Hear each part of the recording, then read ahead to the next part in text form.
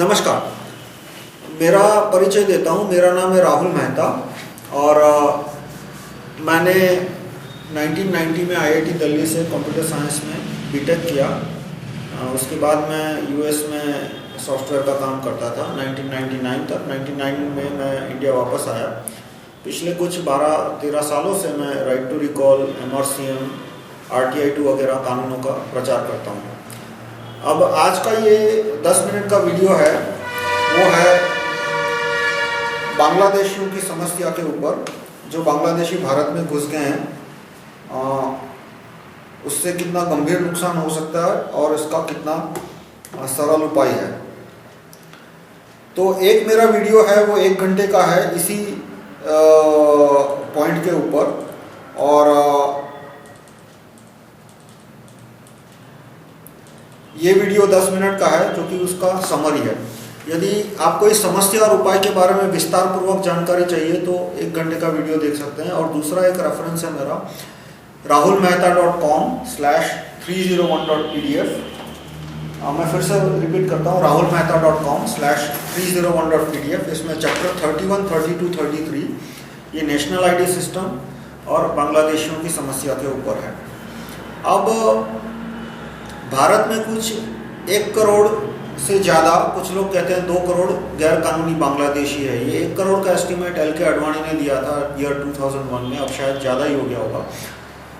अधिकतर Bangladeshi north east में है, आसाम में है और पश्चिम बंगाल के बॉर्डर डिस्ट्रिक्ट में है। और कुछ कुछ जगह पर उनकी संख्या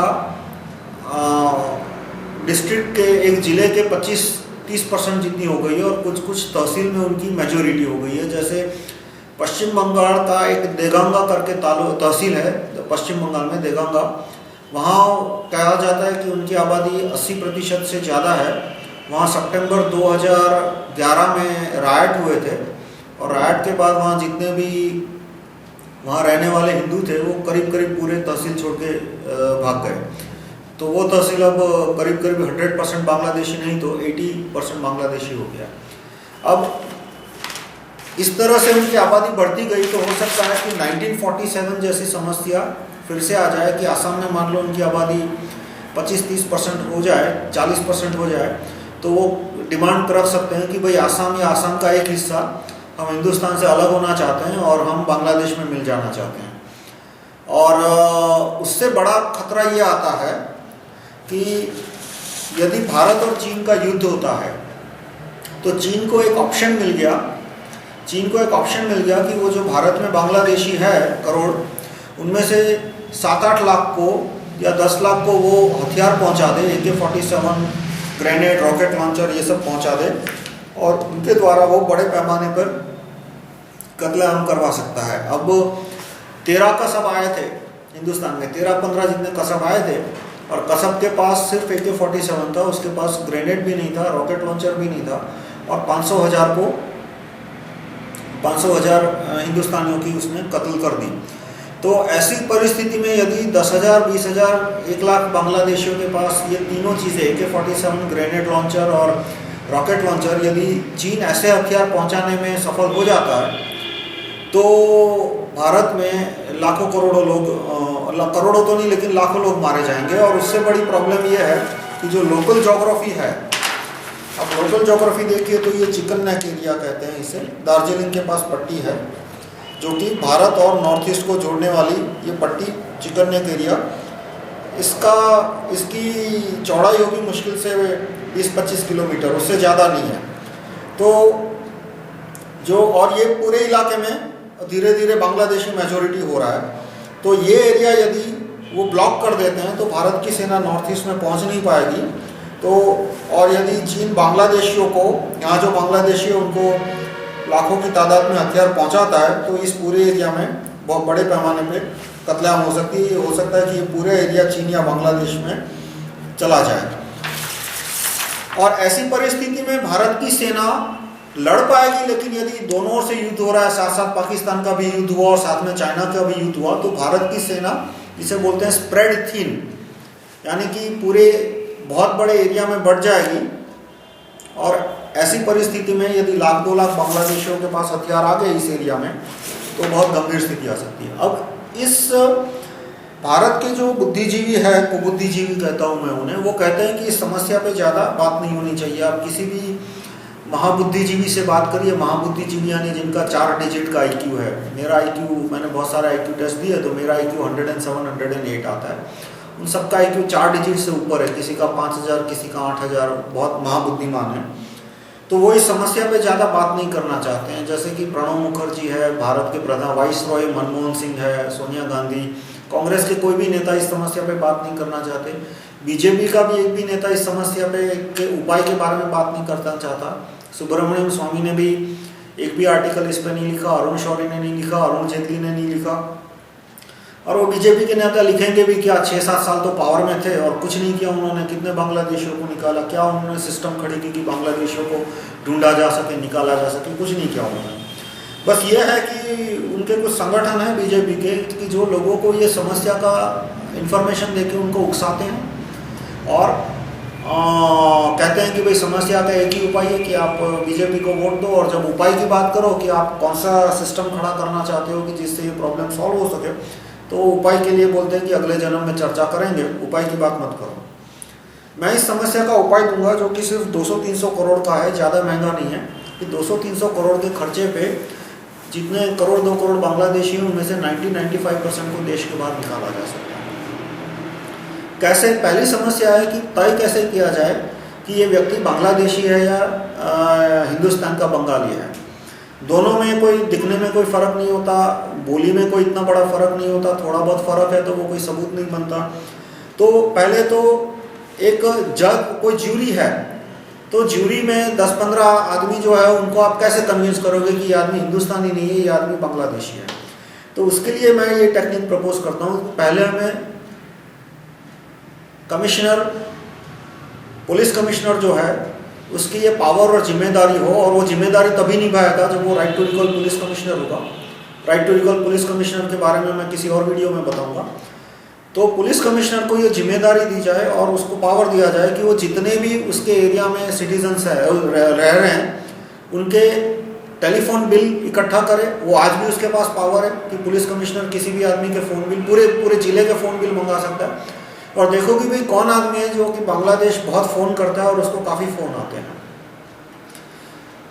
तो वो कोई पक्का सबूत नहीं बनता, ये एक स्टार्टिंग पॉइंट बनता है, स्टार्टिंग लिस्ट जैसे बोलते हैं कि भाई अहमदाबाद में ज़िले में 10,000 लोग हैं जो कि उनको बांग्लादेश से बहुत ज़्यादा फ़ोन आते हैं और वो बहुत ज़्यादा फ़ोन करते हैं। अब इन 10,000 लोगों की लिस्ट, उनका फोटोग्राफ, उनका नाम, उनका इंडिया में जो एड्रेस है वो इंटरनेट पे रखा जाए। ये दूसरा काम है कि ये 10,000 लोगों का नाम वगैरह इंटरनेट पे रख दो कि भाई ये लोग बांग्लादेशी हो सकते हैं। उसके बाद एडवर्टाइज दी जाए कि जो बांग्लादेश का इनका करीबी रिश्तेदार, ब्लड रिलेटिव यदि आके अपना डीएनए सैंपल देगा तो उसे 1 लाख रुपए का इनाम मिलेगा। अब मैं आपको गिनती बाद में समझाऊंगा। आप कहोगे कि भाई 1 करोड़ बांग्लादेशी 1 लाख रुपए का इनाम रखा तो 1-2 लाख करोड़ यहीं खर्च हो जाएंगे। ऐसी नहीं है, अभी मैं पूरा एक्सप्लेन करूंगा कि उसे 1 लाख का इनाम मिलेगा। तो वो अपना ब्लड सैंपल देगा और दोनों का डीएनए कंपेयर करके प्रूव किया जा सकता है कि ये दोनों ब्लड रिलेटिव है। यानी मान लो कि उस आदमी का आपने फोटोग्राफ रखा बांग्लादेश में, तो एजेंट के थ्रू या डायरेक्टली या इनडायरेक्टली बात तो फैली जाएगी कि सिर्फ डीएनए सैंपल देने से 1 लाख मिलने वाला है। तो उसका उसके पेरेंट्स है या उसके भाई है या उसके कजिन है, वो यदि उनमें से 2-3 लोग भी यदि ब्लड सैंपल देने को तैयार हो जाते हैं तो प्रूव हो गया ज्यूरी के सामने। ज्यूरी कन्विंस हो जाएगी कि भाई ये आदमी का ब्लड रिलेटिव, इतने सारे 3-4 ब्लड रिलेटिव बांग्लादेशी है तो ये बांग्लादेशी है। उसके बाद बांग्लादेश की थोड़ी बहुत वोटर लिस्ट भी है, वो भी ला सकते हैं। बांग्लादेश की वोटर लिस्ट इतनी अच्छी नहीं है जितनी इंडिया की है, पर काफ़ी सारा उनका डॉक्यूमेंट रहता है कि आदमी का स्कूल लिविंग सर्टिफिकेट हो या तो उसका वोटर कार्ड हो, वो भी बांग्लादेश का भी सारे डॉक्यूमेंट हम इंडिया ला सकते हैं और वो ज्यूरी के सामने रख सकते हैं कि भाई यही आदमी है, यही फोटो है और देखो ये बांग्लादेश में वोटर की तरह रजिस्टर हुआ था। और उसके बाद उस आदमी का नार्को टेस्ट लिया जाए और नार्को टेस्ट में न सिर्फ वो कबूल कर लेगा, नार्को टेस्ट इन पब्लिक। यदि ज्यूरी बोलती है कि हाँ भाई हमारे पास इतने पुख्ता सबूत है कि इस आदमी का नार्को टेस्ट होना चाहिए, तो उसका नार्को टेस्ट हो पब्लिक में। नार्को टेस्ट के और भी फायदे हैं कि वो आदमी और भी बहुत सारी चीज़ें उगल देगा कि और कौन कौन रिश्तेदार उसके इंडिया में हैं, और उन रिश्तेदारों को भी पकड़ के उनका डीएनए सैंपल लेके और प्रूव किया जा सकता है कि ये आदमी बांग्लादेशी है। तो अब एक बार प्रूव होने के बाद कि ये आदमी बांग्लादेशी है, उसे जेल की सज़ा कर सकते हैं 6 महीने की, साल की, उसके और 5,000 बांग्लादेशियों को जेल की सज़ा होगी, तो बाकी 1 करोड़ बांग्लादेशी वो भाग जाएंगे। अब देखो, कहने के लिए तो कोई भी कह सकता है कि उनको कोड़े मारो, उनको फांसी की सज़ा दो, पर इसकी कोई ज़रूरत नहीं है। ये सारे नारेबाजी और भाषणबाजी के काम है। सज़ा उतनी रख लेनी चाहिए जितनी पर्याप्त हो। पर्याप्त यानी कि 6 महीने की सज़ा, 1 साल की सज़ा रखने के लिए 100 साल की रखो, मुझे कोई फ़र्क नहीं पड़ता।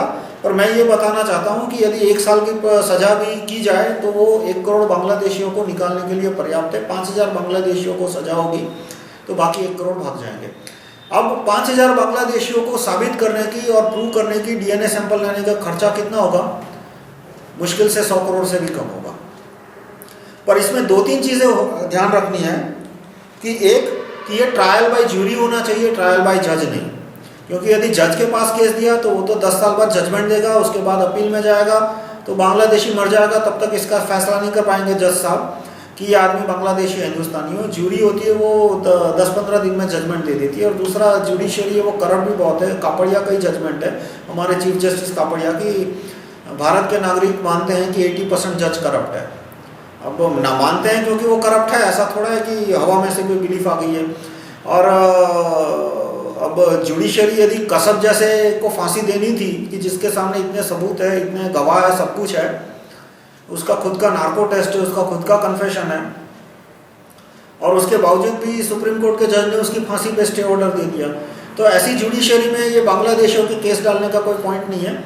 तो 2 चीज़ होनी चाहिए, राइट टू रिकॉल जज, और ये बांग्लादेशी है या हिंदुस्तानी उसका फैसला ज्यूरी करे, न कि जज। और right to recall police commissioner बहुत ज़रूरी है, क्योंकि ये सारा काम जो है कि फ़ोन का बिल इकट्ठा करना, इंटरनेट पे डालना, ये टेक्नोलॉजिकली बहुत सिंपल काम है।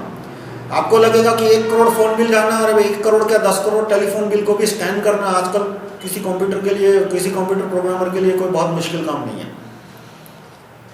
पर यह काम तब होगा कि जब पुलिस कमिश्नर के सर के ऊपर लटकती तलवार हो, वरना वो भी बांग्लादेशी लॉबी जो है उसे 10-20 करोड़ लेके आने देगा उनको। तो ये right to recall police commissioner इस पूरी समस्या में पूरी समस्या के उपाय में सबसे मजबूत वस्तु है right to recall police commissioner. तो मैं अभी समराइज करूंगा कि बांग्लादेशियों का प्रॉब्लम काफ़ी इम्पोर्टेंट है। मेरे मानने में ये तीसरा इम्पोर्टेंट प्रॉब्लम है, और उसका समाधान बहुत आसान है कि right to recall police commissioner, right to recall district जज, और डिस्ट्रिक्ट के अंदर इस काम के लिए, इस फैसले के लिए ज्यूरी का इस्तेमाल हो। और फिर ये मैंने जो टेक्निक बताई कि टेलीफोन बिल, उसके बाद DNA कंपैरिजन, उसके जो बांग्लादेश में रिलेटिव मिले उसके द्वारा, और नार्को टेस्ट, ये 3 के द्वारा हम ये समस्या का उपाय ला सकते हैं। इसका विस्तृत टेप मेरा 1 घंटे का है, ये बांग्लादेशी की समस्या और उपाय के बारे में, वो भी आप देख सकते हैं। धन्यवाद।